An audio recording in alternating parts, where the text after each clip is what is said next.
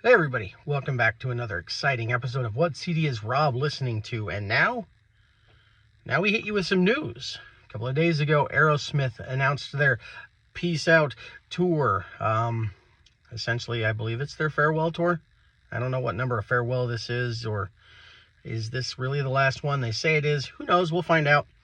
But yeah, they're hitting the road with the Black Crowes, and there's a stop in Omaha that if it weren't for Ticketmaster and their insane fees, I might be able to see the show. But let's face it, even if I could afford it, my guess is scalpers will buy them before I ever have a chance. So I'm just going to assume that, like so many tours anymore, I will not be seeing it.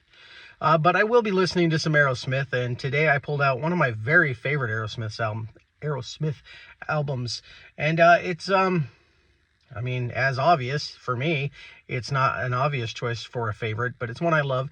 There's only one song on this album that was written by anyone in Aerosmith. Let's see, it's The Grind, but I'm not seeing it on here. Why am I not seeing it on here? There you go, track 8, The Grind. Everything else is covers of blues tunes. My case is not in the best condition here, so we'll take the book out. I love this album. I think it's fantastic.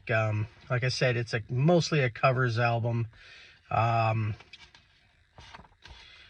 They hit some of the band's, some of their major influences. And you know what? I don't see a listing of who the bands are, just the writers of the songs. I'm not overly versed in the blues per se, but this I find to be a phenomenal album. My favorite track on here, and I don't know who wrote it, but there's a song on here called Back Back Train that has Joe Perry on vocals, and I don't know who the female singer is, although I'm sure it's probably listed in here. Tracy Bonham. So, I don't know, she's got a great voice in there. Roadrunner is a particularly good song that kicks off the album. Shame, Shame, Shame is really cool. Eyesight of the Blind has some guitar harmonica work that just blows my mind every time I hear it. It's just fantastic. Baby Please Don't Go is a fantastic song on here. Like I said, The Grind was written by Steve Tyler and Joe Perry and Marty Friedrichsen. And it's really cool. I like that tune. It's the only... like I said, it's the only original tune on here, I believe. Taking a quick look, and yeah, it looks like, that's the only one that the band had anything to do with. Everything else is a cover, and I think it's really cool how they put it together, because, you check out some of these songs, and they're not, the way they did on this album is not exactly faithful to the original. They took some... They had some fun.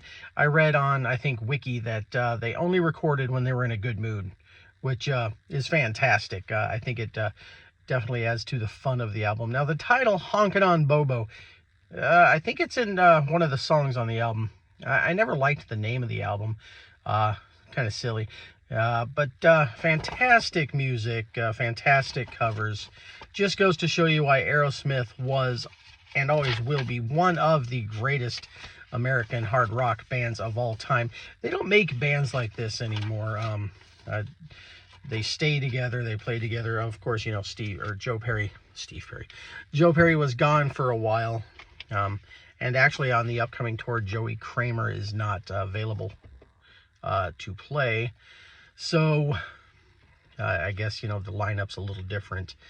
But it should be a lot of fun on that tour, and I'm willing to bet they probably don't play much from this album. I don't know if they ever play anything from this album, honestly, which is a shame. It's some good stuff. I don't know, at least play The Grind. It's their song, right?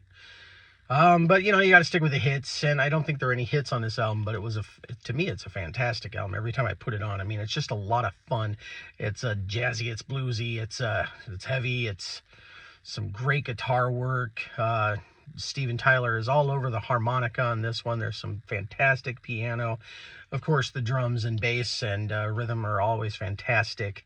I can't say enough good about this album. I know it didn't go over as well as some of their other stuff, but I love this one. And I pull it out fairly often. You know, the sad thing, though, I will say about this tour is that I don't believe I think it's just like a nostalgic tour kind of thing, like, you know, farewell. There's no new music, so the last album we'll have from them was What Music from Another Dimension. And, you know, if that's the last album, it's a good album. I really enjoy it. But I feel like it can't be their last, can it? All the best bands, they're wrapping it up. Kiss is done after this tour. Aerosmith, obviously done. Rush was done years ago. ZZ Topper's still out there. I don't think they've mentioned that this tour is a farewell or not, but seems like all the greats from the 70s, they're just starting to wrap it up. Although I think Yes are going to tour a new album, and they haven't mentioned that it's farewell. So that Yes album coming out soon, Mirror to the Sky. But I guess we're here talking about Aerosmith. Honkin'On Bobo, great album. Check it out. Doodles.